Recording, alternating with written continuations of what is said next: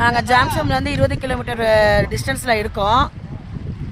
கண்டகி நதியில் தீர்த்தம் தெளிச்சுக்கிறதுக்காக இறங்கியிருக்கோம். அப்படியே சாலிகிராம கல்லையும் எடுத்துகிட்டு இருக்காங்க எல்லாரும். அவங்கவுங்களுக்கு தெரிஞ்ச வரையிலும் தேடி கண்டுபிடிச்சி எடுத்துகிட்டு இருக்காங்க.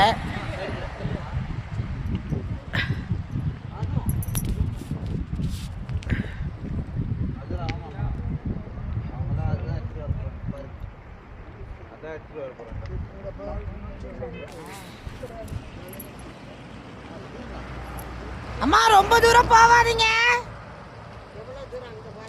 இதெல்லாம் நதி தானம்மா? நதி. போறோம்